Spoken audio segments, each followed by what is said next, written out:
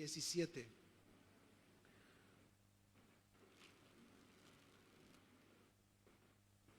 Habacuc 3:17. Hoy vamos a hablar de cómo tener sabiduría financiera en medio del déficit. Ya hemos hablado varias semanas de los principios de las finanzas sanas y vimos primordialmente que nuestro Dios es generoso y sus hijos tienen o deberíamos de tener un carácter de igual manera, ¿no? Generoso. Por causa de ser transformados por la palabra de Dios deberíamos de ser generosos.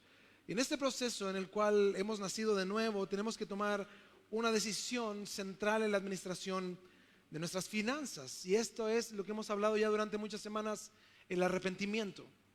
No son técnicas adquiridas, no son estrategias financieras, sino que es arrepentimiento, entender que hemos mal administrado lo que Dios ha puesto en nuestras manos. Entonces necesitamos sólidos fundamentos bíblicos para administrar y ser generosos con nuestras finanzas. Ahora, ¿por qué sabiduría en medio del déficit? Porque vivimos en medio de una sociedad llena de déficit. Mire lo que dice Habacuc, capítulo 3, versículo 17. ¿Ya lo tiene? Dice, aunque la higuera no florezca, ni en las vides haya frutos, aunque falte el producto del olivo, y los labrados no den mantenimiento, y las ovejas sean quitadas de la majada, y no haya vacas en los corrales. O sea, todo mal. Sin trabajo, sin dinero, sin alimentos, sin nada, sin proyección, sin ahorros, sin nada. La peor situación financiera que alguien pueda tener. Dice, con todo esto, o sea, con todo lo que estoy viviendo, con todo lo que no tengo, dice, yo me alegraré en Jehová y me gozaré en el Dios de mi salvación. Qué difícil, ¿no? Suena bonito. ¿Pero qué le da gracias a Dios cuando no tiene trabajo, no tiene dinero? ¿Quién glorifica a Dios cuando está en un proceso difícil? Ahora, el versículo 19 habla de la clave, que es lo que vamos a desarrollar. Dice el 19, Jehová el Señor es mi fortaleza, el cual hace mis pies como de ciervas y en mis alturas. Esto quiere decir, en las quebradas, en lo inestable del piso, me hace andar. No está hablando de alturas espirituales, no está hablando de que me hace caminar sobre nubecitas. No, ¿se han visto los ciervos dónde caminan? En montes con pendientes impresionantes. ¿Y cómo están ellos? La pendiente está así y ellos están erguidos. Sus pies son sostenidos de manera milagrosa en las pendientes. O sea, ellos no se van abajo del cerro. Ellos pueden estar de pie en las pendientes. Y de eso está hablando Habacuc. Dice que donde hay una pendiente, donde está todo en contra, el Señor me permite estar en pie. Donde podríamos estar nosotros cerro abajo, Dios me permite estar en pie. Por eso dice, el cual hace mis pies como de ciervas y en mis alturas me hace andar. Ahora, ¿cómo debe vivir un cristiano en medio del déficit o en medio de un déficit? La palabra déficit en el diccionario significa la cantidad de dinero que falta para equilibrar los ingresos con los gastos. También hay una definición que dice, es la situación de la economía en la que los gastos superan los ingresos. Y esto llega a sonar gracioso, ¿no? Pero económicamente hablando, nosotros vivimos en la cultura del déficit. ¿A quién le sobra hoy? A todos nos falta. Somos la generación del déficit. Es extraño encontrarse con alguien que no considere que tiene déficit en algún momento de su mes. Es más, por ejemplo, en México allá se paga quincenalmente. Entonces su sueldo allá es quincenas. No es un sueldo mensual, es quincenal. Entonces usted cada 2 semanas tiene su sueldo.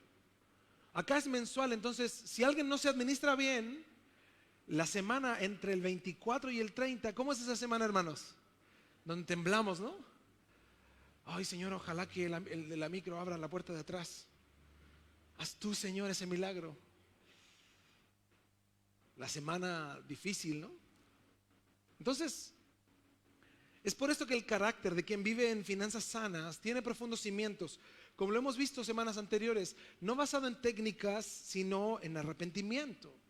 Vamos a profundizar en las siguientes semanas respecto a algunos de estos puntos, pero solo quiero darles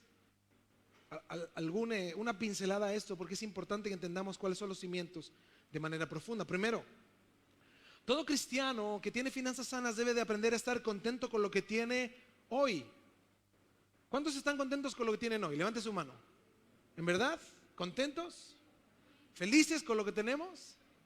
Sí, pastor, para Navidad el viejito se portó bien. Esto no significa no tener aspiraciones futuras, ¿no? La gente confunde el contentamiento o proyectos. Pero estar contentos con lo que tenemos hoy no significa ser felices mañana o aspirar a ser felices mañana. Significa que yo estoy contento hoy y aspiro a cosas en el futuro. Por ejemplo, si yo tengo un auto que no puedo pagar o una escuela para mis hijos que está lejos de mi alcance económico, eso genera un objetivo equivocado que me va a llevar a tomar decisiones que van a destruir mi economía. En cambio, si yo tengo contentamiento, voy a ubicarme dentro de lo que yo tengo para poder solventar lo que yo necesito. Por eso debo de aprender a estar contento con lo que tengo hoy. Segundo, debo de aprender a poner mi confianza en Dios. Eso es lo primordial. Yo debo de confiar en Dios. Dios está en control todo el tiempo. Por ejemplo, tenías un empleo estable, te iba bien. Tu jefe te adulaba y te decía tú de ahí. Y de repente, mira, desempleado. Y vives un tiempo desempleado. Y ahí tienes que hacer ajustes. El cristiano sabio comienza a hacer cambios. Mis hijos van a una escuela que yo no puedo pagar, va a generar en mí deuda.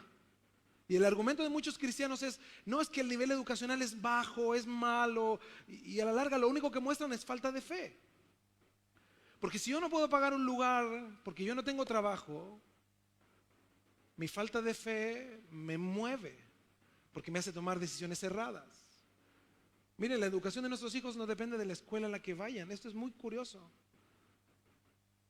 Hoy los padres, ¿saben lo que hacen por esto del NEM?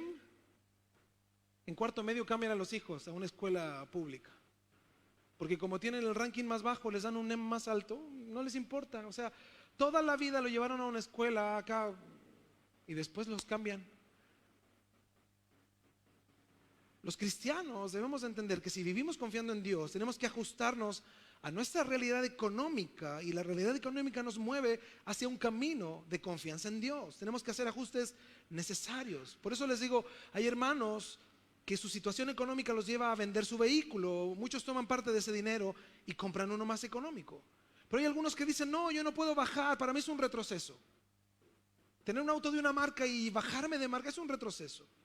Entonces las personas consideran la categoría ante los demás y consideran su vida ante los demás como más importante que tener una estabilidad económica en Dios.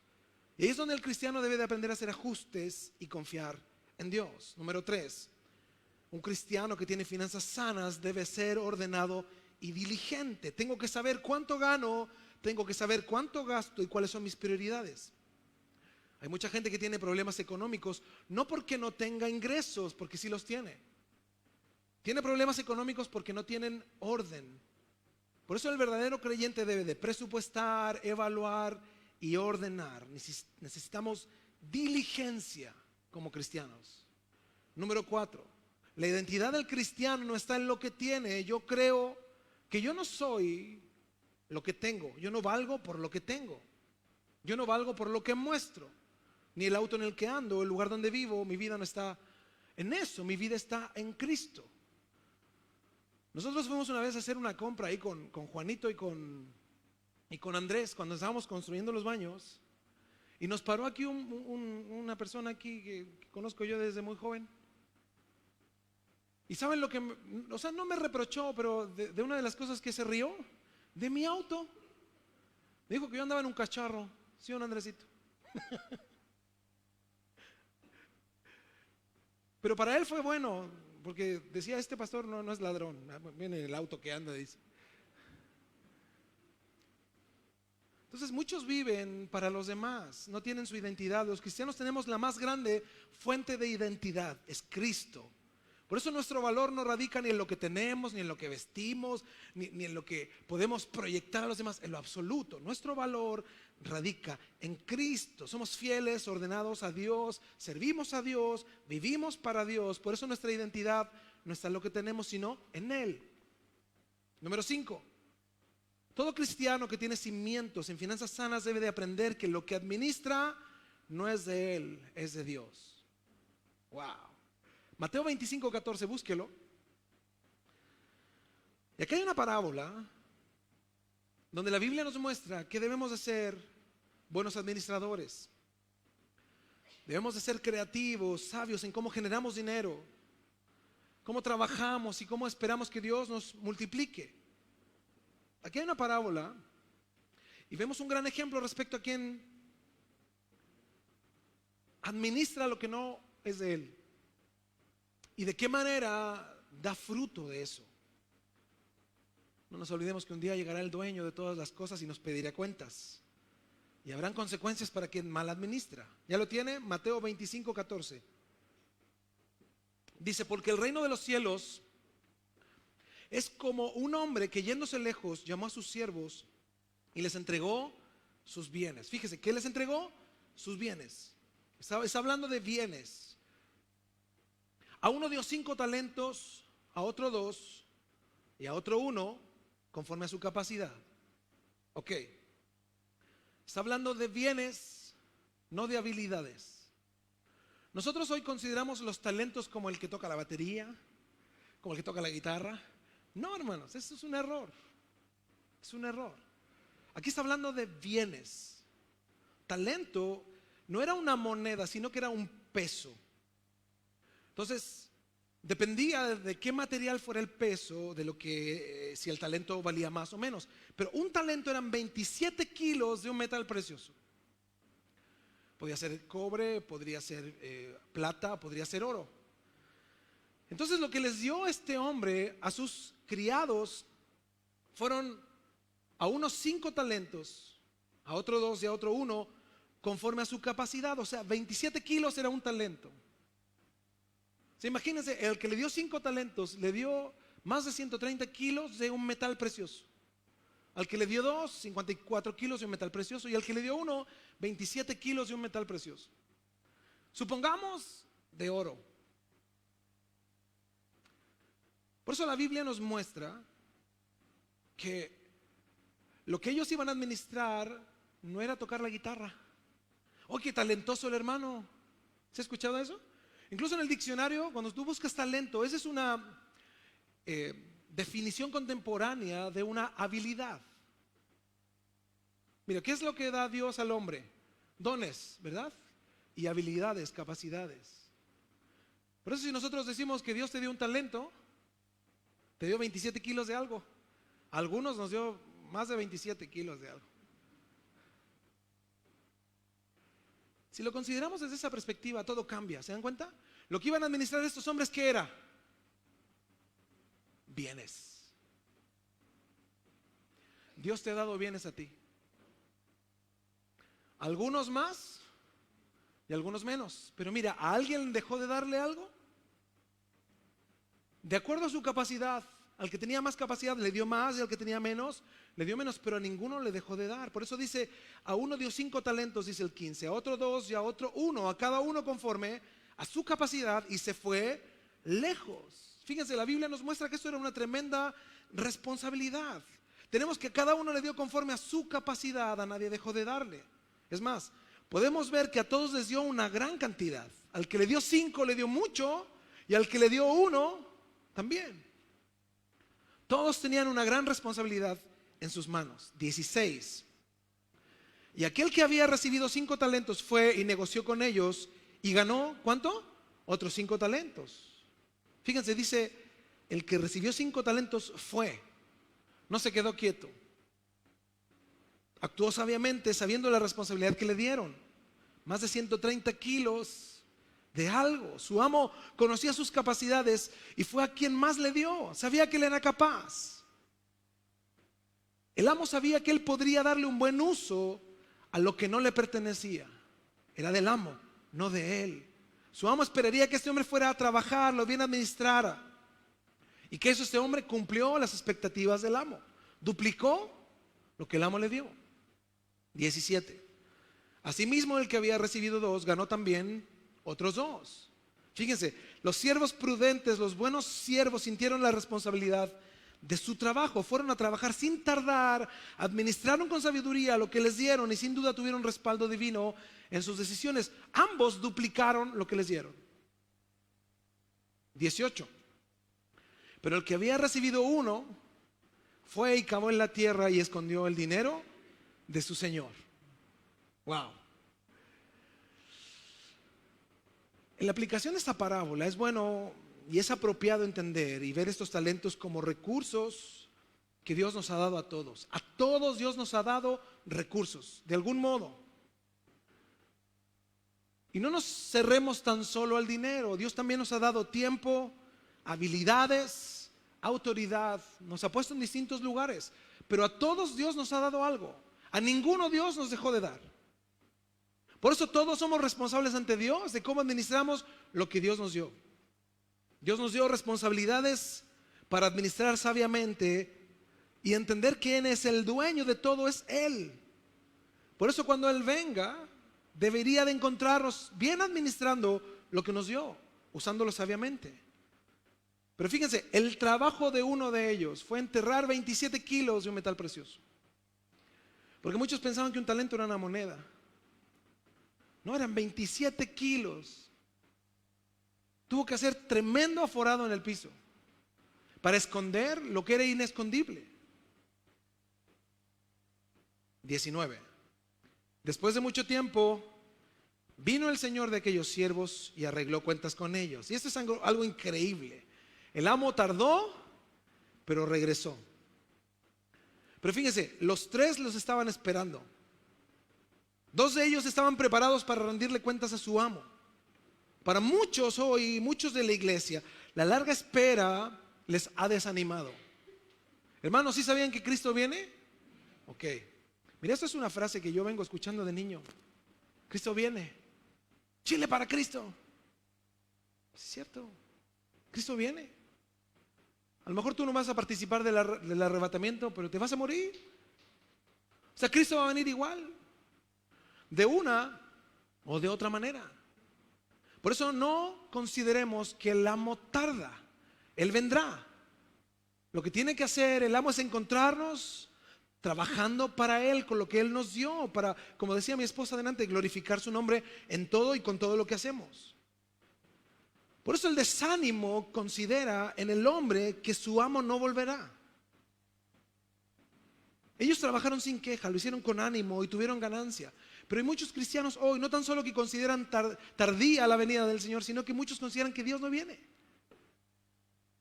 Que no va a venir, nunca. Hermanos, no nos equivoquemos.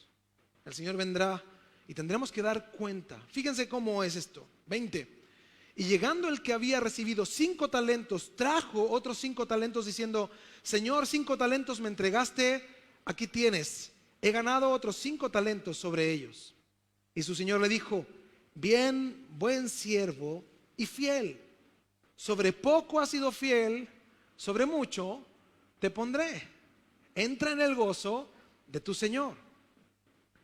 22. Llegando también el que había recibido 2 talentos, dijo: Señor, 2 talentos me entregaste, aquí tienes, he ganado otros 2 talentos sobre ellos. Su Señor le dijo: bien, buen siervo y fiel, sobre poco has sido fiel, sobre mucho te pondré. Entra en el gozo de tu Señor. Fíjense, el premio era el mismo para ambos. El amo no buscaba una cantidad de ganancia. El amo vio que ellos eran buenos siervos y fieles. Por eso ellos pudieron rendir cuentas favorables a su amo. No por lo que ganaron, sino porque ellos eran buenos y fieles. Miren, hoy en la iglesia se habla tanto del evangelio, se habla tanto de oración, se habla tanto de conocimiento, se habla tanto de habilidades, se habla tanto de capacidades, de talentos y de dones. Pero escasea la fidelidad. Abundan los cristianos por internet. Él le manda un saludo a los que no vinieron hoy día, nos están viendo por el calor. Abundan los cristianos por internet, llenos de otras prioridades, pero carentes de amor por las almas. El verdadero amor por las almas, que no son suyas. Las almas no son nuestras, son de Cristo. Por eso Spurgeon dijo: es mejor ser fiel en la escuela bíblica para niños que ser infiel en una buena clase para jóvenes. Mejor ser fiel en una aldea donde hay 20 o 30 hermanos que ser fiel en una iglesia de una gran ciudad donde miles están yéndose al infierno como consecuencia. Mejor ser fiel en una reunión en una casa hablando de Cristo crucificado a 50 personas que ser infiel en un edificio grande donde se congregan miles. La fidelidad escasea en la iglesia hoy. Todos tenemos prioridades. Y ahora que se vienen las vacaciones, vacacionar es la prioridad. ¿Qué pasaría si una condición de salvación, estoy hablando de algo que no es así, ¿qué pasaría? Supongamos, es congregarse. Mira, así como los testigos de Jehová, predicar. Los testigos de Jehová con sol, con lluvia, con frío, como sea, tú los ves ahí, 9 de la mañana afuera. Las señoras, los caballeros ahí con sus sombreritos y todo el rollo. ¿Por qué lo hacen? Porque es una condición de salvación de acuerdo a su ideología. Si no lo hacen, se pierden. Nosotros, como somos salvos por gracia, somos salvos por gracia, no importa. Vemos la vida de una perspectiva completamente equivocada. 23, su Señor le dijo: bien, buen siervo y fiel, sobre poco has sido fiel, sobre mucho te pondré, entra en el gozo de tu Señor. Había un lugar de gozo que el amo quería compartir con los siervos buenos y fieles.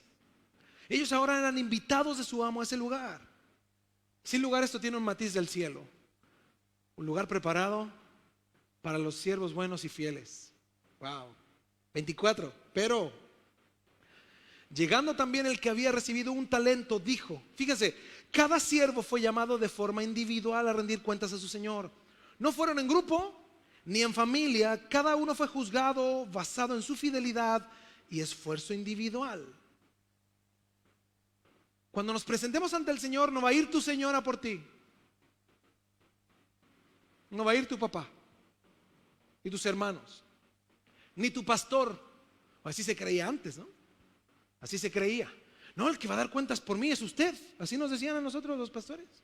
Usted va a dar cuentas por mí. No. El apóstol Pablo dice que nosotros vivamos en esta vida sirviendo como si fuéramos a dar cuenta. Como si fuéramos. Porque yo voy a dar cuenta, ¿saben de qué? De la iglesia, si prediqué la verdad o no. Y de mi familia. Yo voy a dar cuentas de la administración financiera de la iglesia, de todo lo que hacemos, pero de las almas y del alma, tú, personalmente, tú estarás frente al Señor. Por eso un teólogo dijo, el día de Cristo, Él no te preguntará qué hizo o qué dejó de hacer tu iglesia. Él te preguntará qué hiciste tú. Wow. ¿Qué dijo este hombre? Solo frente a su Señor. Señor, te conocía que eres hombre duro, que ciegas donde no sembraste y que recoges donde no esparciste. Por lo cual, como consecuencia de esto, tuve miedo y fui y escondí tu talento en la tierra. Aquí tienes lo que es tuyo. Fíjense, este hombre lo único que hizo fue intentar excusarse. ¿Cuánto tiempo tuvo? Dice que el Señor tardó en regresar. Pero por sus palabras él intenta convencer a su amo que hizo bien. Parecía estar orgulloso de sí mismo. Hay algo no tan malo en este siervo. Él sabía que lo que tenía no le pertenecía, era de su amo. Porque muchos cristianos hoy creen lo siguiente, que lo que Dios les da les pertenece y pueden hacer con ellos como ellos quieren. Fíjense, debemos observar que él no gastó el talento en sí mismo, ni lo usó para su propio beneficio. No era un ladrón, ni de ninguna manera malgastador del dinero que alguien puso a su cargo. Esto refleja a muchos que profesan ser siervos de Dios y aún así viven solo para sí mismos. Muchas personas lo que tienen, que viene de parte de Dios, solo lo usan para sus propios negocios, nunca para las ocupaciones que Dios les ha dado en sus manos. Es más, muchos cristianos actuales verían a este siervo como un hombre sabio. 26, fíjense cómo lo ve el Señor. Respondiendo su Señor le dijo: siervo malo y negligente, ¿sabías que ciego donde no sembré y que recojo donde no esparcí?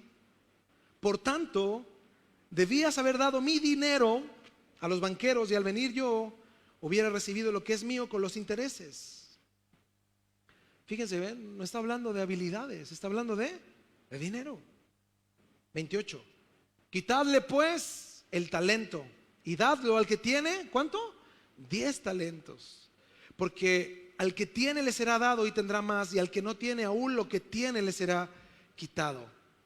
30.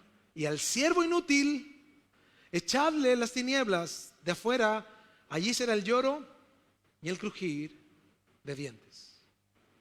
Fíjense, el Señor le dice que es un mal siervo porque tuvo tiempo, oportunidad de producir ganancia y administrar sabiamente lo que le dieron, pero no lo hizo.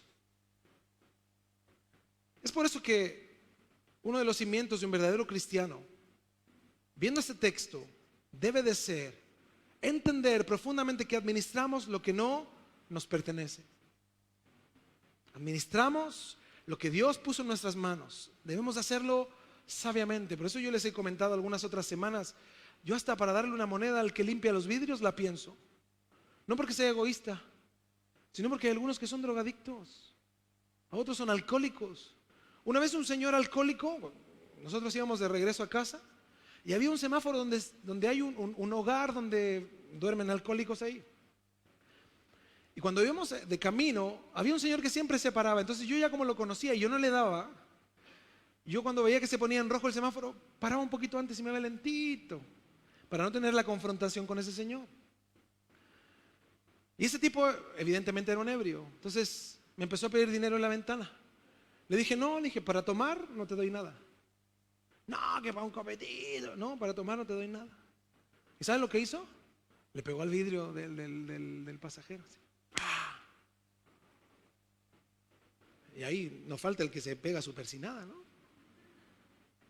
Le dio un golpe. ¿Qué tiene ese hombre ahí? Pero mira, ¿tú estás dispuesto por ahorrarte la bronca a pasarle dinero a un alcohólico? El dinero que Dios te dio para que tú bien administres, para que un alcohólico vaya y se alcoholice más. Con tu auspicio. Tengamos cuidado. Tengamos cuidado. Lo que Dios nos dio, administralo bien. Por eso, todo lo que hagas con lo que Dios te dio, si lo mal administras, darás cuentas. Darás cuentas. Darás cuentas. Ahora, para avanzar con esto, otro de los cimientos es el dominio propio.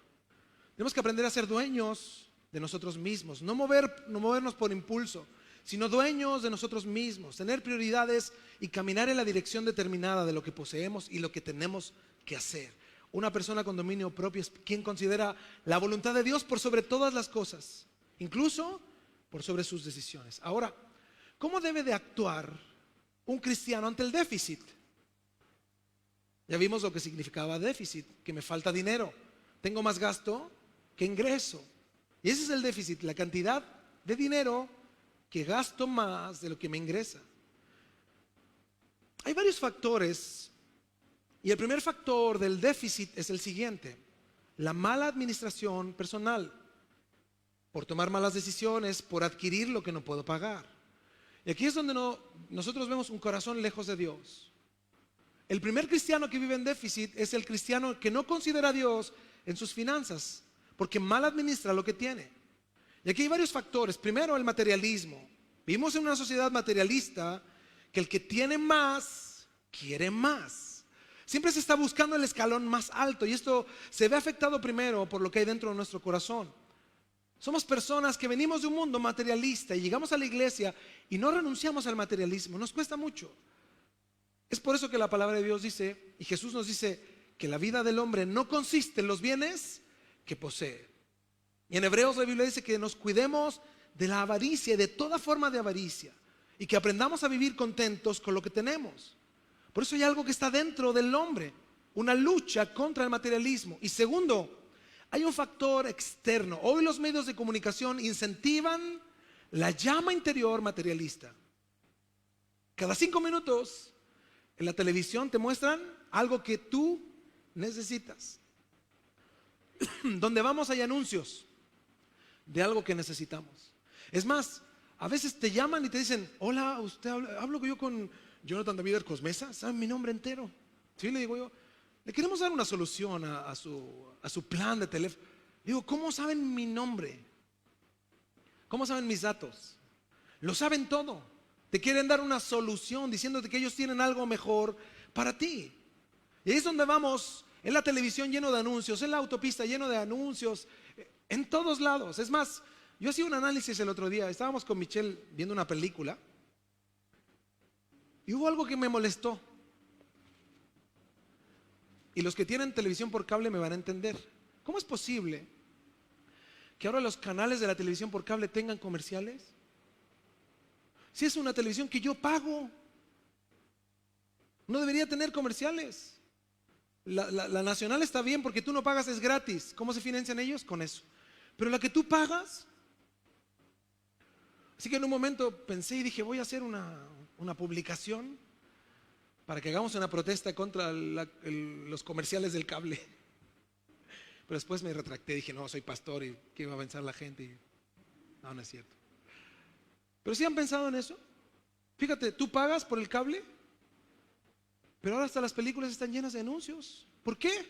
Entonces deberían darnos el cable gratis, porque ellos se autofinancian, por si no lo habían considerado, Entonces vivimos en un sistema materialista donde el hombre no se sacia de lo que tiene.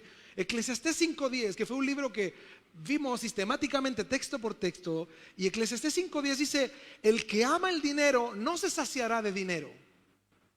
O sea, quiere decir, el que ama el dinero va a tener más dinero, pero va a seguir amando más dinero y va a querer más dinero y no se va a saciar nunca.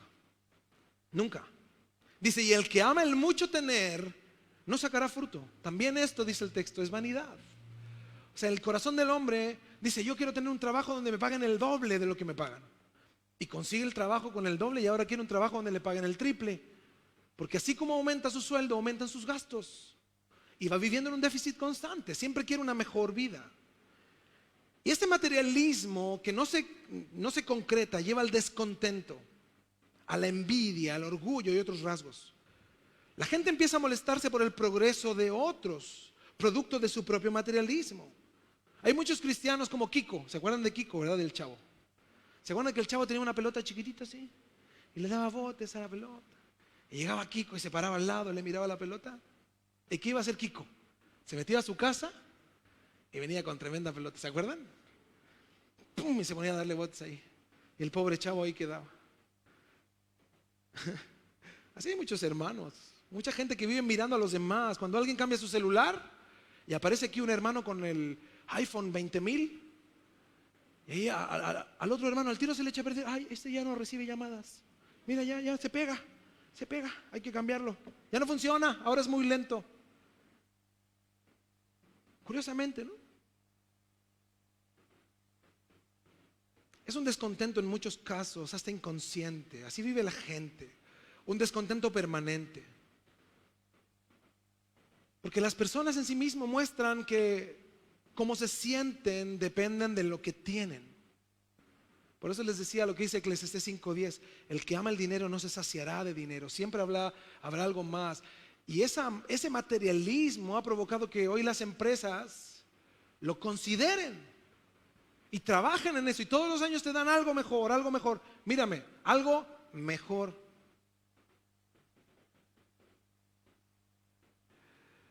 ¿A qué lleva el materialismo y el descontento? A un déficit extremo. El resultado del materialismo y del descontento es que gente que quiere vivir a un nivel referencial que no tiene relación con sus ingresos. No tiene relación con sus ingresos. Muchos, para adquirir, invertir o hacer algo, no miran lo que tienen, sino el materialismo que tienen en su interior. Eso los guía. No lo que tienen, sino lo que quieren. Incluso queriendo adquirir lo que no necesitan. ¿Y cuál es el resultado del déficit extremo? Es considerar el financiamiento externo. O esto significa adquirir deudas y créditos. para al final ser presa de donde pedimos. Y esto nos lleva a las deudas. Entonces el primer caso de un déficit es quien no vive en sabiduría para con Dios, sino que toma sus propias decisiones sacando a Dios de la ecuación, viviendo en base al materialismo, al descontento interno que lo lleva a un déficit extremo. El segundo caso del déficit es el déficit por problemas sociales y económicos, como mi esposa planteaba recién. Hay imponderables en nuestro país hoy que nos descolocaron a todos. ¿A cuántos le pasó que tenían dinero, pero no había mercancía? Como pasó en el 73, ¿no? Los que conocen bien de ese tiempo. Que la gente tenía dinero, pero se vendía y se compraba clandestinamente. Así le pasó a muchos, no había un supermercado donde ir, la gente toda con miedo, y aunque tuvieras dinero no había manera. Es por eso que incluso en un momento más difícil donde no haya dinero, lo que hablamos hace 2 semanas tiene mucho sentido. El ahorro, cuando somos precavidos, cuando consideramos lo que estudiamos hace 2 semanas, que es saber que hay imponderables, cosas que considerar, y que Dios nos da buenos tiempos para ahorrar, saber que hay momentos que vendrán, que serán difíciles, donde podremos ocupar lo que ahorramos. Por eso que el cristiano verdadero está atento a no tener un déficit por problemas sociales. Y número 3, hay un déficit por caminar en la voluntad de Dios muchas veces. Habrá momentos donde nos daremos cuenta que nuestra economía está solamente en las manos de Dios. Yo les quiero invitar a Primera de Reyes, primer libro de Reyes, Primero de Reyes, capítulo 17. Primer libro de Reyes, capítulo 17, versículo 8. Israel estaba sumido en una profunda sequía dada por Dios. Y Elías, luego de pasar un tiempo escondido en el arroyo de Querit, escucha la voz de Dios. Y fíjense lo que pasa. Primer libro de Reyes 17, versículo 8. Dice: vino luego a él palabra de Jehová diciendo: levántate, vete a Sarepta de Sidón y mora allí. Dios envía a Elías a una ciudad gentil, una ciudad donde se adoraba a Baal. Y asimismo, él presenciar con sus ojos la inefectividad de Baal como el Dios de ellos. Porque ellos estaban en sequía y ellos adoraban a Baal para que eliminara la sequía y no podía. Dice: he aquí yo he dado orden allí a una mujer viuda que te sustente. 10. Entonces él se levantó y se fue a Sarepta. Y cuando llegó a la puerta de la ciudad, he aquí una mujer viuda que estaba allí recogiendo leña. Y esto es muy importante entenderlo, porque ella era una mujer muy pobre. Porque no había escasez de madera, había sequía. Es por eso que sabemos de la profunda pobreza de esta mujer, porque ella estaba recogiendo madera. O sea, ella no tan solo tenía sequía, sino que tampoco tenía leña. Ella juntaba pedazos de madera para hacer fuego. Y él la llamó, Elías, y le dijo: te ruego que me traigas un poco de agua en un vaso para que beba. 11. Y yendo ella para traérsela, él la volvió a llamar y le dijo: te ruego que me traigas también un bocado de pan en tu mano. Y ella respondió: vive Jehová tu Dios, que no tengo pan cocido, solamente un puñado de harina tengo en la tinaja y un poco de aceite en una vasija. Y ahora recogía 2 leños para entrar, prepararlo para mí y para mi hijo, para que lo comamos. ¿Y cómo termina el texto? Y nos dejemos morir. Wow.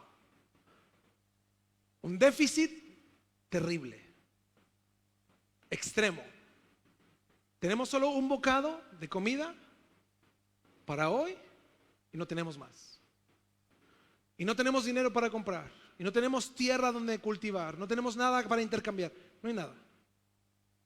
Era lo último que les quedaba. Probablemente durante la sequía habían invertido todo lo que tenían. Habían intercambiado todo lo que poseían. Pero ahora no les quedaba absolutamente nada. Fíjense la respuesta. Lo único que estoy esperando, dice, es comer nuestro último bocado y dejarnos morir. ¿Cómo piensas tú en medio de tu déficit? Cuando hay días malos, negros, donde tienes más que pagar que lo que tienes en tu mano. Cuando ves un déficit probablemente en tu despensa. ¿Cómo te sientes? ¿Qué piensas? ¿Qué analizas en medio de eso? Es por eso que el cristiano debe tomar la palabra de Dios y entender por qué Dios permite estos tiempos de abundancia, de vivir con lo justo, y también momentos donde nos falta. Filipenses 4:10 es un ejemplo en paralelo con lo que estudiamos en Habacuc, o con lo que leímos en Habacuc. Filipenses 4:10.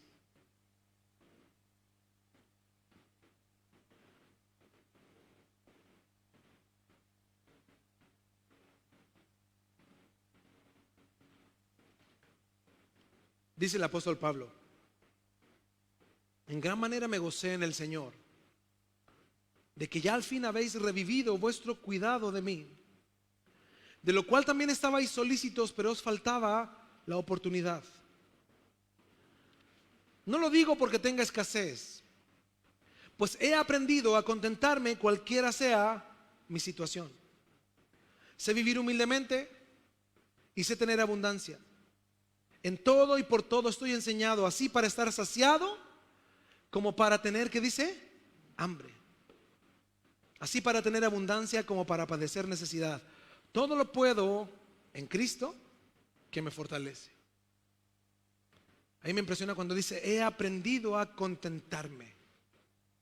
La palabra contentarme en el griego es la palabra autarques. Significa en el griego independiente. O sea, Pablo dice que la forma en cómo él se siente es que él no depende de sus circunstancias. Él no necesita ningún factor externo para estar feliz en lo interno. Él lo dice de esta manera: no necesito lo de afuera para que lo de adentro funcione bien. Pablo está diciendo: yo estoy autarques de la situación económica, independiente de la riqueza o de la pobreza. A mí la riqueza, dice Pablo, no me enaltece, y la pobreza no me entristece. Y esto es algo extraordinario en medio de una sociedad materialista, poder vivir de esta manera, porque el contentamiento es estar en paz en el nivel socioeconómico donde Dios me ha puesto. Todos los cristianos debemos de aprender a hacer nuestro mayor esfuerzo para avanzar en la vida sin descuidar lo que Dios nos llamó a hacer. Y aquí es donde hay un error a veces. La gente confunde contentamiento con conformismo. Pero la Biblia nos llama a ser trabajadores, productivos, nos llamó a hacer todo para la gloria de Dios, sabiendo que mi jefe no es quien me dirige en la empresa, sino que es Dios. Por eso el cristiano debe de ser el mejor donde está. Y aquí es donde el contentamiento es opuesto al conformismo. Porque yo, siendo cristiano, hago mi mayor esfuerzo, soy trabajador, responsable, diligente, busco a Dios, trabajo para Dios en todo lo que hago todo lo posible para mejorar la posición económica en la que vivo, pero la posición económica en la que vivo es la que Dios tiene para mí en su voluntad. Yo me esfuerzo, estoy contento como estoy, pero donde estoy hoy es la voluntad de Dios. ¿Cuántos creen eso? Si tú no estás conforme en la posición económica en la que vives y crees que Dios tiene algo mejor para ti, si te afecta demasiado el déficit, si te quejas de tu escasez, que tienes poco, mira, haz las siguientes preguntas. ¿Hay falta de diligencia en la administración de tus bienes? ¿Hay negligencia en cómo generas los recursos? ¿Hay alguna razón personal o moral por encontrarte en esta situación de déficit en la que estás? ¿Hay falta de integridad en cómo manejas tus finanzas? ¿Tu esposa sabe lo que ganas? ¿Tu esposo sabe lo que ganas? ¿Eso es falta de integridad?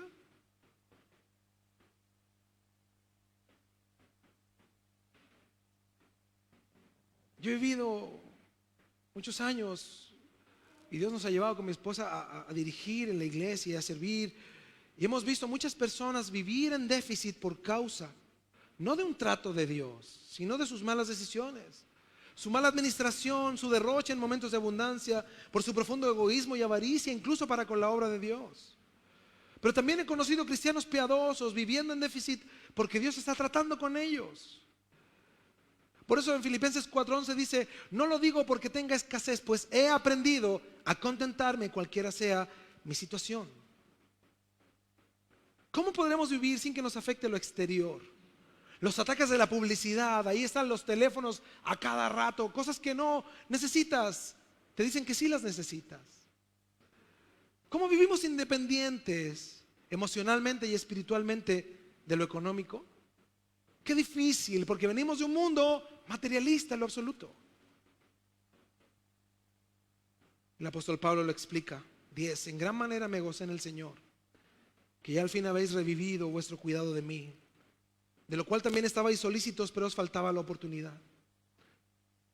Pablo le escribe a los filipenses que le enviaron una ofrenda cuando él estaba preso en Roma. Y Pablo explica que él durante un tiempo no recibió ofrendas de nadie. Pero él entendía algo profundo. Dios lo quiso así. Por eso no les habla ni con queja ni con reproche. Pablo sabía que Dios estaba en control absoluto de sus necesidades. Por eso, mi hermano, nuestra condición económica está en las manos de Dios. Dios es soberano y debemos saber que en su soberanía Él está actuando perfectamente para con nosotros.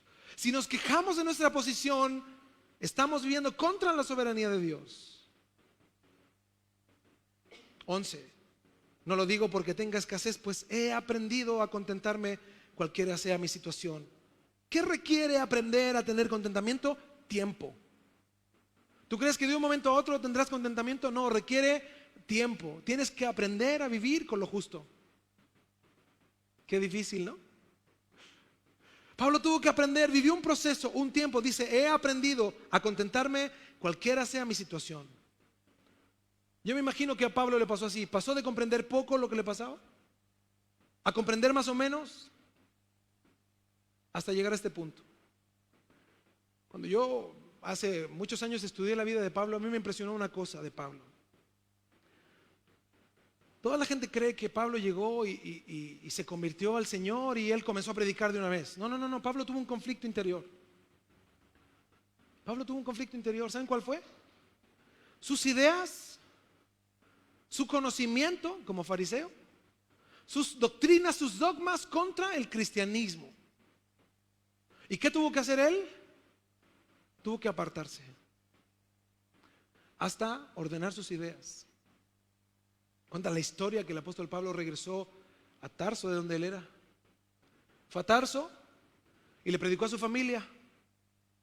Y la Biblia expresa cuál fue la recompensa de su familia, que fueron varazos. Cuando el apóstol Pablo explica, dice, a mí me han azotado, no me acuerdo cuántas veces, dice con vara. Y está hablando de los suyos, los de él, su familia. Porque cuando alguien del pueblo de Israel o alguien que pertenecía al sistema de los fariseos se metía a la casa de un gentil, eran 40 varazos menos uno. Y eso hizo el papá de Pablo cuando lo vio llegar. Así que andas en las casas de los gentiles, ¡faz! Es más, cuando estudiamos de la historia de los apóstoles, vimos que hay un lugar en Tarso, a las afueras de la ciudad, que se llama la cueva de Pablo, que se cree que fue el lugar donde el apóstol Pablo pasó muchos años ahí, aislado, apartado. Y la historia nos muestra entonces que el apóstol Pablo, entre que salió y volvió llamado por los apóstoles al servicio de la iglesia, transcurrieron entre 12 y 15 años. Entre 12 y 15 años. ¡Wow! Y aquí los hermanos quieren ser pastores por internet en 2 meses, ¿no? Curso intensivo para pastor. Fíjate, el apóstol Pablo después de 12 años o 15 años tuvo recién un corazón centrado en las cosas de Dios. Cuando vemos la vida de Timoteo, mucha gente tiene una confusión con Timoteo porque piensan que Timoteo fue pastor a los 17 años. Es imposible. Ninguno tenga poco tu juventud. Sí, espérame. Esta palabra juventud se refiere a que los ancianos o los dirigentes de la iglesia en ese tiempo eran de 70 años. Entonces una persona de 40 años para los de 70 era joven. ¿Cómo me va a venir a hablar a mí de 40 años? Esa es la edad que se cree que tenía Timoteo. Es más, cuando tú estudias las cartas de Timoteo, los requisitos de pastor, los requisitos de los diáconos y de los obispos era marido de una sola mujer, que tenga a sus hijos en sujeción. Mira, y si Timoteo no era marido de una sola mujer, no tenía a sus hijos en sujeción, ¿qué hacía él ahí? ¿Se entiende? Nadie puede dar requisitos a otro que no vive él. Así no es la Biblia. Así que no te pases el rollo de que Timoteo era un chavito aquí de 18, hermano, vamos, échele ganas. Y no lo tomen en cuenta, es re joven. No, era un hombre de testimonio. Un hombre de testimonio. Por eso el entender el contentamiento requiere tiempo, madurez. Madurez. Por eso incluso el servicio en la iglesia requiere de madurez, de un tiempo de haber cimentado mi carácter a los pies del Señor. Porque así, mira, a pesar de todo, voy a seguir sirviendo a Dios con tesón, con amor. Y aquí es donde el servicio a veces declina, porque las experiencias que tenemos cuando servimos a veces no son gratas. Hay gente que te trata mal, que te maltrata, que te habla de ti, que te humilla, que te desprecia, etcétera. A veces el trabajo lo haces tú solo. Y ahí estás solo, no llega nadie, solo. Pero cuando tienes un carácter curtido en Cristo, mira, eso ya lo pasas por algo, sabes que es así. Y avanzas. Y sigues permaneciendo en el Señor y sigues. Por eso es un carácter puesto a los pies de Cristo. Lleva tiempo. Por eso Pablo tuvo que aprender, vivió un proceso, un tiempo. Aprendió a vivir sin depender de lo que tenía, sintiéndose feliz, sintiéndose bien. Qué liberador sería que la iglesia entendiera esto. Vivir bien a pesar de lo que carecemos. 12. Sé vivir humildemente y sé tener, dice, abundancia. En todo y por todo estoy enseñado, así para estar saciado como para tener hambre, así para tener abundancia como para padecer necesidad. Pablo dice, yo he aprendido a estar en pobreza y en riqueza. Ojo, hoy la iglesia piensa lo siguiente: la pobreza es la prueba y la abundancia es estar bien. Ahí no hay prueba. Entonces la gente está pobre o le falta, ay, estoy en prueba, hermanito. Estoy pasando el desierto. Hay que decir, tenemos nuestras frases medio evangélicas, ¿no? Estoy en el desierto, hermano, ahí. Algunos vendiendo camellos, ¿sí? Estoy en el desierto, ahí, pastor, mi desierto. Ojo, mira, la riqueza, la abundancia también es tentación. También es una prueba para el corazón humano.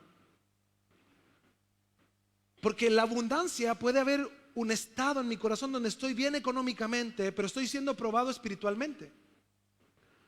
Y muchas personas, si ponen su confianza en la riqueza, se queman la prueba. Si ponen su confianza en la riqueza, o gente que ve la riqueza como el valor de lo que tienen, se queman en la prueba. O si ahora se sienten orgullosos de lo que poseen, se quedan en la prueba.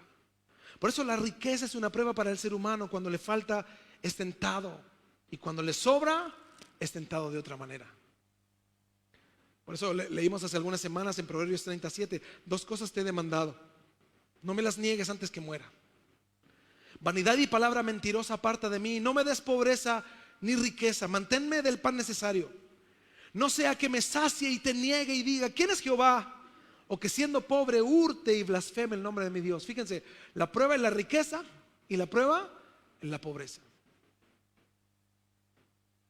Filipenses 4:12. Sé vivir humildemente y sé tener abundancia. En todo y por todo estoy enseñado, así para estar saciado como para tener hambre, así para tener abundancia como para padecer necesidad. ¿Cómo es posible que un hombre que pase hambre dice que está bien? ¿Te has pasado hambre? Yo te aseguro que no. ¿Desde que estás en Cristo has pasado hambre? Pero Pablo sí. Pablo sí. Sin ni siquiera lo básico. Por eso a Timoteo le exhorta en 1 de Timoteo capítulo 6 versículo 6. Pero gran ganancia es la piedad acompañada de contentamiento. Porque nada hemos traído a este mundo y sin duda nada podremos sacar.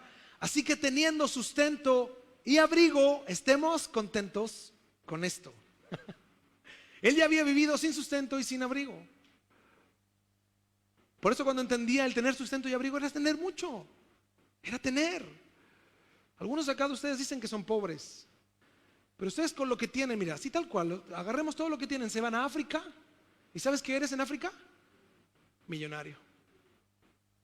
Pero aquí no, es que yo soy tan pobre, pastor. Te vamos a mandar de misionero al África. Y ahí vas a ser millonario. Todos te van a ir a pedir ayuda a ti.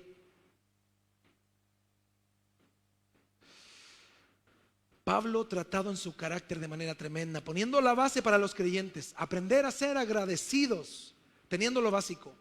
vivir realmente contentos. No vivas contento en base a tus caprichos humanos, sino en base a lo que Dios ha provisto en nuestro sistema de vida. Da gracias a Dios por el metro. El otro día veníamos en el metro con mi hijo.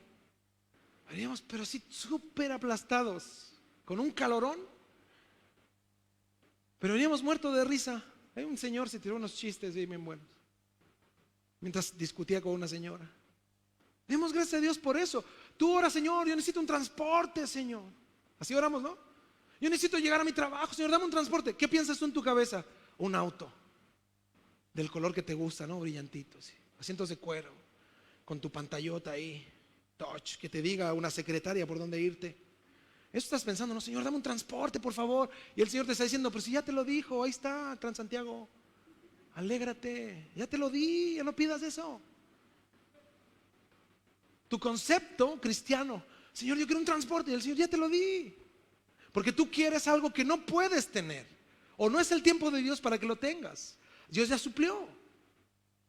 Da gracias por los alimentos. A lo mejor te gustaría almorzar un filete, ¿no? Pero Dios te dio pollito. O a lo mejor no hay carne, ¿no? A algunos les gusta ahí la berenjena, ahí hay proteína. Pero Dios te dio proteína igual. Da gracias. Dios ha prometido suplir necesidades, no deseos. Lo repito, Dios ha prometido suplir necesidades, no deseos. Por eso termina Pablo diciendo en Filipenses 4:13, todo lo puedo en Cristo que me fortalece. Algunos ocupan este texto y piden todo, ¿no? Todo lo puedo, voy a ganar, pastor, el Colo-Colo va a jugar el día, va a ganar, todo lo puedo en Cristo. Ahora Matías Fernández es cristiano, amén, vamos a ganar campeones, amén. Boberías. Todo lo puedo en Cristo que me fortalece. Pablo dijo al principio, he aprendido el secreto del contentamiento. ¿Cuál es el secreto? Todo lo puedo en Cristo que me fortalece. Lo explico. Lo que está diciendo Pablo en ese texto es, Cristo es mi mayor regalo. Cristo es mi plenitud, mi mayor ganancia. Cuando tengo mis ojos están enfocados en el Señor, en su salvación por mí, en su cuidado por mí, en que está pendiente de mí. Cuando no tengo, sé que Él está pendiente de mí, estoy satisfecho. Lo que ocurre en mi vida económica, mi centro, mi vida, mi satisfacción, está en mi Señor. Puedo vivir de cualquier manera, todo lo puedo en Cristo, porque mi fuerza viene de Él. Pregunta: una persona que viva bajo esta perspectiva de vida, ¿ustedes creen que se va a deprimir porque no tiene un celular nuevo? Quien todo lo puede en Cristo que lo fortalece. Su centro es Cristo, su mirada está en Cristo, todo lo que anhela está en Cristo, sea como sea su situación. Si no tiene un celular, ¿creen que se va a deprimir? Es que yo le dije a mi esposo para Navidad lo que quería, pastor, y no me llegó. ¿Tú crees que quien puede hablar así vive así? ¿Quien no puede ir al restaurante que le gusta? ¿Quien no puede ir de vacaciones al lugar que quiere? Y muchas cosas más. Por eso Hebreos 13:5, búsquelo, habla de lo mismo. Fíjense, aquí es donde debe estar nuestro contentamiento. Hebreos 13:5 dice, sean vuestras costumbres sin avaricia, tus caminos, tus pensamientos, tus metas, sin avaricia, contentos con lo que tenéis. ¿Cuándo? Ahora. Porque Él dijo, y esta es la base de nuestro contentamiento, ¿qué dice? No te dejaré, no te desampararé, ni te dejaré. ¿Cuál es la base del contentamiento? ¿Cómo logro estar feliz con lo que tengo, pastor? La promesa, no te desampararé, ni te dejaré. Ahí está la fuente del contentamiento del cristiano. Todo lo puedo en Cristo. La fuente de mi contentamiento, de poder vivir en escasez y en abundancia, es que Cristo está al pendiente de mí. Nunca me desamparará, nunca me dejará. La fuente del contentamiento del cristiano que está en déficit está en Dios. Dios es la fuente, la verdadera paz, la comprensión en tiempos de déficit, en tiempos de necesidad, en tiempos de dificultad. Mi oración es, Señor, tú prometiste, no me desampararás ni me dejarás. Aterricemos esto. Ahora veamos lo de la perspectiva natural. Ya sabemos del contentamiento. Debemos de estar contentos con lo que tenemos. Pero hay cosas que comprar, ¿sí o no? Hay cosas que comprar. Hay un rinconcito de la casa que le falta un jarroncito. Hay una mesita que hace falta, ¿verdad? Para el teléfono. Hay otra mesita para poner los vasos. Así son las hermanas, ¿verdad? Otra mesita para poner los posavasos. Otra mesita para poner el pañito del posavasos de los vasos. ¿Y así? Hay necesidades, hay cosas que comprar. Pero pastor, usted habla de contentamiento. Pero hay cosas que comprar, hay que avanzar, hay que vivir, adquirir. ¿Cómo debe de comprar entonces un cristiano? Aterrizando el contentamiento. ¿Cómo compra el cristiano? Entonces, el cristiano contento, comprando. ¿Se imaginan, no? ¿Cómo un cristiano va a comprar? ¿De qué se deja apantallar? Entonces el cristiano cuando va a comprar tiene que hacer un análisis. Primera pregunta, ahí si quiere anótela. ¿Necesito lo que voy a comprar? Es la pregunta que hacemos los esposos o las esposas, ¿no? ¿Sí lo necesitas? ¿Seguro? Acuérdense, la esposa o el esposo, ¿qué es lo que es? ¿Se acuerdan qué es lo que es? Su dominio propio. No demonio propio, dominio propio. ¿Necesito lo que voy a comprar? Fíjate, esto nos ayuda a resistir las presiones, la publicidad, la sociedad. Esta pregunta ataca la avaricia en el ser humano. Cuando el cristiano hace un análisis, yo necesito lo que voy a comprar. Estoy poniendo esto en las manos de Dios. ¿De verdad, Señor, lo necesito? Y yo te aseguro que muchas cosas que tú crees que necesitas comprar, al hacer este primer análisis te vas a dar cuenta que no las necesitas. Pero sí, pastor, lo necesito. ¿Seguro? Sí. Siguiente pregunta. ¿Por qué lo necesitas? Esta pregunta evita el engaño de la avaricia, nuevamente, al reanalizar y ver que realmente lo necesito por una razón válida. Ya empieza el argumento. No, sí lo necesito por esto, por esto, por esto. Tengo una razón válida. Ok, entonces, ¿lo necesitas? Sí. ¿Tienes una razón válida? Sí. Siguiente pregunta. ¿Lo necesitas ahora? Esta pregunta ataca la impaciencia, ¿no? La falta de dominio propio. Hay veces que no necesitas comprar algo de inmediato, sino que puedes ahorrar ese dinero y tienes para alguna eventualidad. Hay cosas que no las necesitas en el momento. Por eso analízalo. ¿Lo necesitas ahora? Sí, pastor, lo necesito ahora. Ok. Entonces lo necesitas. Tienes una razón válida y lo necesitas ahora. Siguiente pregunta y última. ¿Hay alguna alternativa más económica? Esta pregunta ataca el orgullo y el materialismo, ¿no? Tú no eres el dueño. ¿Quién es el dueño de lo que tú tienes? Dios. Yo, por ejemplo, hago la siguiente pregunta. ¿Será necesario que alguien tenga un teléfono de 700,000 pesos? Alguno por ahí debe tenerlo, ¿eh? No voy a mirar para que no se sientan mal. ¿Será necesario que alguien tenga un teléfono de 700,000 pesos? Si hay algunos iguales de buenos, por mucho menos. No estoy diciendo por 350, porque no digo, el pastor dijo por el de 350. No. Por muchísimo menos. Mira, busca sus alternativas teniendo un criterio de prudencia, de ahorro, de sabiduría, viviendo para Dios, con comprensión responsable, como un administrador sabio en tus finanzas. Hay una película muy buena que habla de un actor ya más antiguo, se llama Nicolas Cage, padre de familia, parece que se llama, mi amor, ¿verdad? Es un hombre que él vivía una vida de rico y de repente aparece en una vida de pobre. Despierta y está en una vida de pobre. Y se va a comprar un traje. Y todo lo que tenían ellos como familia era un ahorro, hagamos de cuenta, un ahorro de 1,000,000 de pesos. Y él va a comprar un traje y el traje costaba 1,000,000 de pesos. Y la esposa le dice, pero ¿cómo es posible que te quieras comprar un traje de 1,000,000 de pesos? Si es todo lo que tenemos. No, es que yo me merezco mis lujos, me merezco acá, yo soy el que provee, bla, bla, bla. Al final se enoja y no lo compra. Y después, en Navidad, su esposa le regala un traje parecido al que él quería, pero era la imitación. Mucho más económico, ¿no? Entonces ahí vemos a este hombre tratando de llevar su carácter al mínimo. ¿A qué quiero llegar? La forma de resolver esto, de buscar alternativas, es cambiando yo. Cambiar viviendo en contentamiento, valorando cada peso, cada cosa, cada comida, cada tabla de tu casa, cada mueble de tu casa. Porque Dios te ha provisto para eso. Dios te ha provisto. Debemos de aprender a vivir en contentamiento. Todo lo que tienes, de lo mínimo a lo máximo, Dios te lo dio. Y si tú aprendes que el contentamiento es la base de la vida cristiana para poder vivir financieramente estable, entenderás que el déficit que vivirás ya no será por consecuencias de tu mala administración.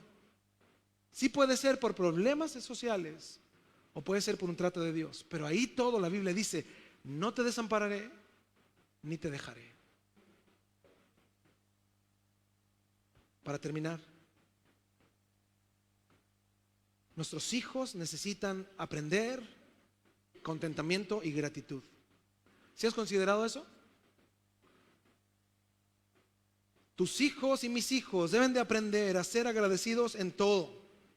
Enséñale a tus hijos a ser agradecidos en el calor, en el frío, que disfruten lo que tienen, lo cotidiano y accesible.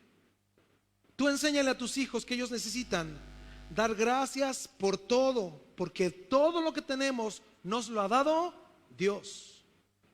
Cuando sales a comprar algo, ¿le das gracias a Dios? Cuando viajas, ¿le das gracias a Dios? No tan solo cuando comes, que eso debería ser la base de todo cristiano, pero todo lo que hagamos, nuestros hijos deben ver en nosotros una actitud de contentamiento. Cuando te vas de vacaciones, ¿le das gracias a Dios? A veces pura queja. Dile al Señor, dile a tus hijos, enséñales: mira, gracias a Dios estamos aquí. Gracias a Dios por este día de sol. Gracias a Dios porque podemos ir al parque, a una piscina, etcétera. Vive en contentamiento y enséñale a tus hijos a vivir en contentamiento. Y como consejo para terminar, el contentamiento en sí mismo te permite saber que no tienes que comprarle todo lo que tus hijos te pidan, ni tampoco en el tiempo en lo que ellos te piden, porque a veces no es el tiempo de hacerlo. Yo, por ejemplo, de manera personal considero tan triste, de verdad tan triste, cuando los padres a los hijos pequeños le compran celulares o tablets. Yo pienso que esa es la debacle moral de los hijos de los creyentes. Eso no es sabio, hermanos, porque ellos están quietos solo con el aparato y no por el respeto que te tienen a ti. Ellos están tranquilos solo porque les compras un aparato y no porque te respetan a ti. Eso no es sabio. No es la obediencia a sus padres lo que los mueve, es su entretención, su propia entretención, y nosotros fallamos en eso. Fallamos. Si tú actúas desde esa perspectiva, en que tus hijos te obedezcan, no porque los entretienes, le vas a enseñar a tu hijo que él tiene que aprender a ganarse las cosas. Porque así es la vida, hermano, ¿o no? Mira, tu hijo después se va a casar y le va a exigir a su esposa amor del que nunca ha sembrado él. Le va a exigir a sus hijos conductas de las que él nunca sembró nada. Nunca ha invertido nada en sus hijos y va a exigir un buen trato. En el trabajo va a exigir un sueldo y a lo mejor un lugar donde él no merece estar. Hermano, no compres porque los demás lo tienen. No compres lo que ellos quieren. Enséñale a tus hijos a vivir en el nivel en el cual Dios te ha puesto. No les compres en base a mantenerlos tranquilos. Ellos saben que con una rabieta y un grito consiguen todo lo que quieren. Ellos lo saben. Tampoco les compres por compensar tu ausencia. No compres el tiempo con regalos. Y si has cometido el error de comprar una tecnología, te doy un consejo: guárdala. Te dice: pastor, usted no se meta. Sí, me meto. Para eso estoy aquí. ¿Por qué crees que aquí a los niños les enseñamos de la palabra? ¿Por qué crees que aquí tenemos una norma interna en la iglesia de que nuestros hijos no anden con celulares? ¿Sabes qué es grato? Que tu hijo tú le digas no. Y mira, tu hijo, ¿qué debería hacer? Me dijo, así a nosotros, mira, cuando yo era chico, ¿sabes lo que nos decían los papás? Así, mira, 1,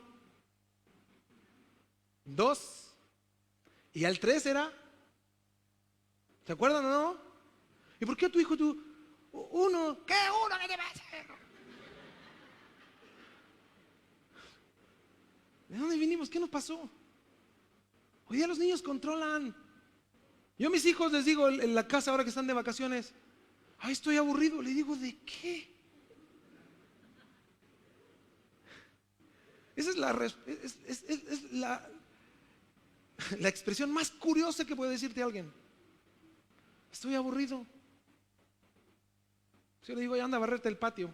Los que saben dónde vivo yo, saben la pega que tienen ahí, una semana por lo menos. Sí, estoy aburrido. ¿De qué?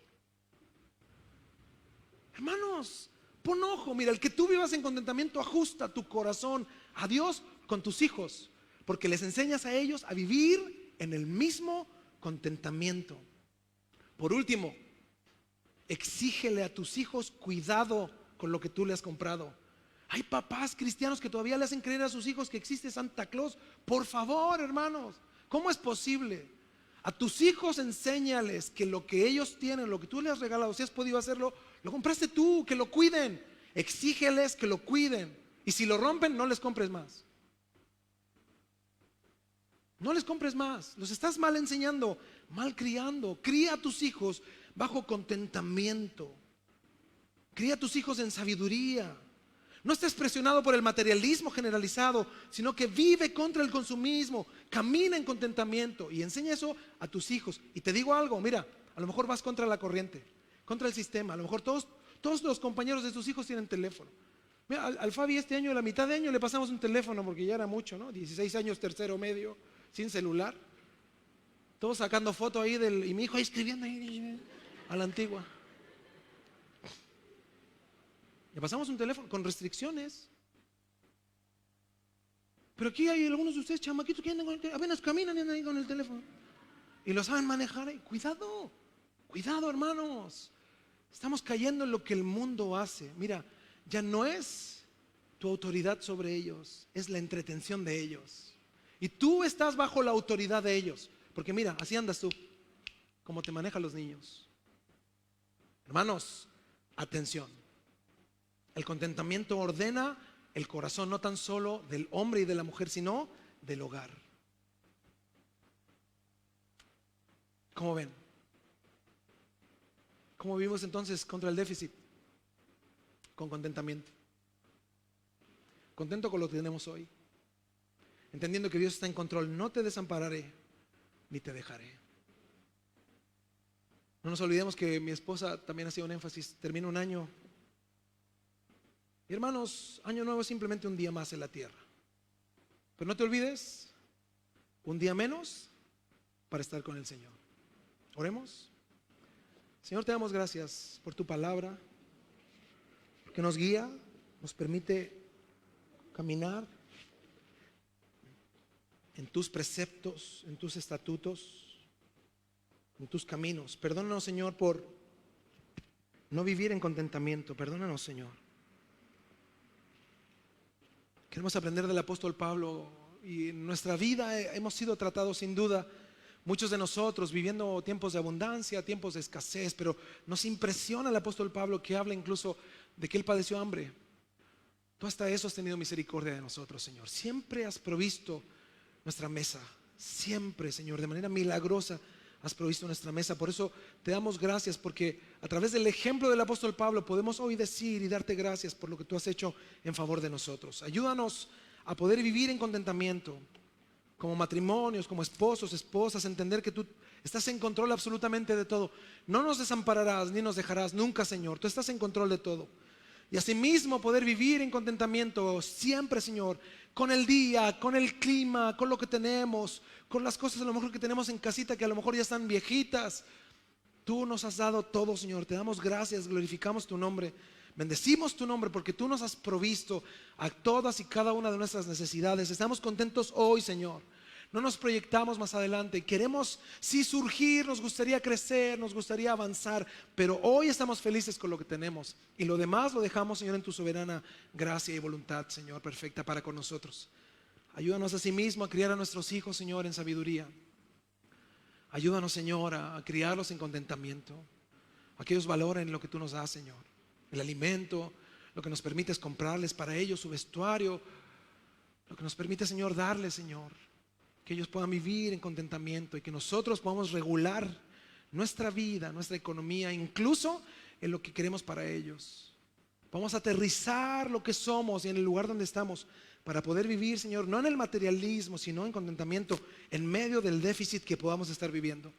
Te damos muchas gracias porque eres bueno, fiel y misericordioso. Con todo nuestro corazón, Señor, te agradecemos. A través de Jesús oramos. Amén. Amén.